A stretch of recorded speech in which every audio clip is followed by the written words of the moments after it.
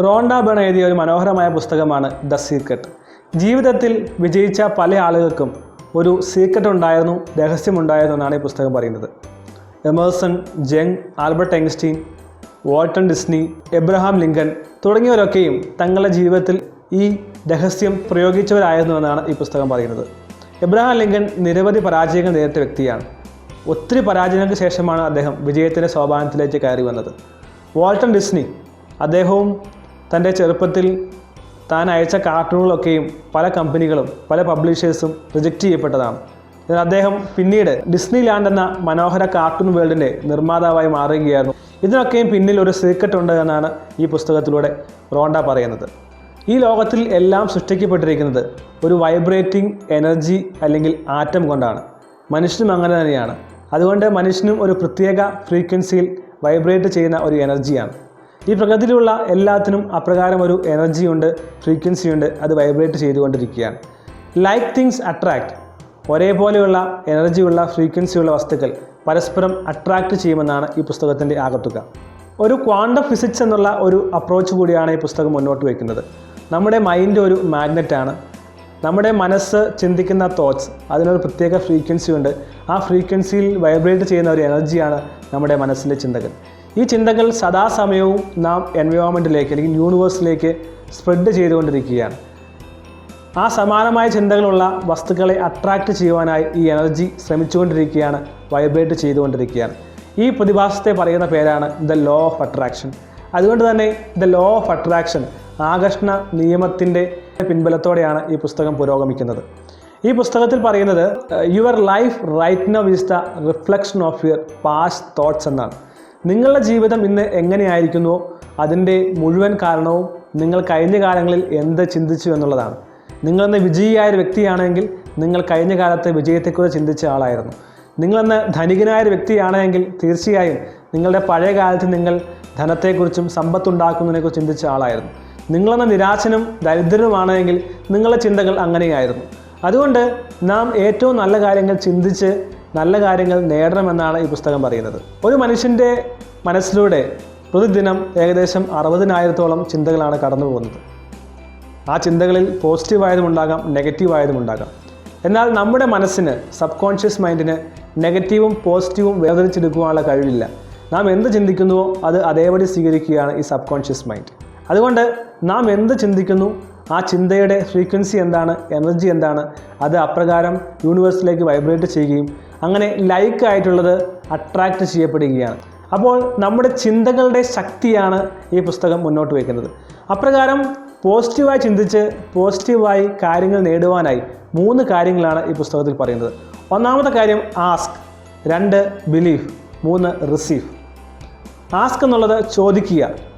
ചോദിക്കേണ്ടത് ഊഹാപോഹമായല്ല ചോദിക്കേണ്ടത്, വളരെ കൃത്യമായി സ്പെസിഫിക്കായി നിങ്ങൾക്ക് എന്താണ് വേണ്ടത് എന്നുള്ളതിനെക്കുറിച്ച് വളരെ കൃത്യമായി ചോദിക്കുക. അത് ഒറ്റ പ്രാവശ്യം മാത്രമേ ചോദിക്കാവുള്ളൂ. രണ്ടാമത് ചോദിക്കരുത്. രണ്ടാമത് ചോദിച്ചാൽ നിങ്ങൾക്ക് നിങ്ങളെ തന്നെ സംശയമുണ്ട്, അല്ലെങ്കിൽ ഈ ലോ ഓഫ് അട്രാക്ഷനിൽ നിങ്ങൾക്ക് സംശയമുണ്ട് എന്നുള്ള ചിന്തയാണ് ഉണ്ടാക്കുന്നത്. അതുകൊണ്ട് ഒറ്റ പ്രാവശ്യം കൃത്യമായി ചോദിക്കുക. അതൊരു വിഷൻ ബോർഡിൽ വിഷൻ സ്റ്റേറ്റ്മെൻറ്റായി എഴുതുക എന്നുള്ളതാണ് ഒന്നാമത്തെ കാര്യം. ഈ ചോദിക്കുന്ന കാര്യം പ്രസൻറ്റ് ടെൻസിൽ, വർത്തമാനകാലത്ത് ചോദിക്കുക. എന്ന് വെച്ചാൽ നിങ്ങൾക്കത് കിട്ടി എന്നുള്ള ചിന്തയോടെയാണ് നിങ്ങൾ ചോദിക്കേണ്ടത്. ഉദാഹരണം പറഞ്ഞാൽ നിങ്ങൾക്കൊരു നല്ല വീടാണ് ഉണ്ടാക്കേണ്ടത് അല്ലെങ്കിൽ മേടിക്കേണ്ടതെങ്കിൽ ഞാൻ മനോഹരമായ ഒരു വീട് മേടിച്ചിരിക്കുന്നതായിരിക്കും നിങ്ങൾ ചിന്തിക്കേണ്ടത്. അതല്ല, നിങ്ങൾക്ക് ഒരു ജോലിയാണ് കിട്ടേണ്ടതെങ്കിൽ ആ ജോലി, അതിൻ്റെ ഡീറ്റെയിൽസുമായി ബന്ധപ്പെട്ട കാര്യങ്ങൾ നിങ്ങൾക്ക് കിട്ടിയെന്ന് നിങ്ങൾ പറയുക. അപ്രകാരമാണ് ആസ്ക് എന്നുള്ള കാര്യത്തിൽ ചിന്തിക്കേണ്ടത്. രണ്ടാമത്തെ കാര്യമാണ് ബിലീഫ്. ആ കാര്യം ചോദിച്ചാൽ അത് കിട്ടിയെന്ന് വിശ്വസിക്കുക, സംശയിക്കാൻ പാടില്ല. കിട്ടിയെന്നുള്ള വിശ്വാസത്തിലാണ് പിന്നീട് പോകേണ്ടത്. മൂന്നാമത്തെ കാര്യമാണ് റിസീവ്. കിട്ടിയെന്ന് ഉള്ള സന്തോഷമുണ്ടാക്കുക. Feel the joy of receival. നമുക്ക് കിട്ടി എന്നുള്ളതിൻ്റെ സന്തോഷം മനസ്സിലുണ്ടാകുക, അത് പ്രകടിപ്പിക്കുക.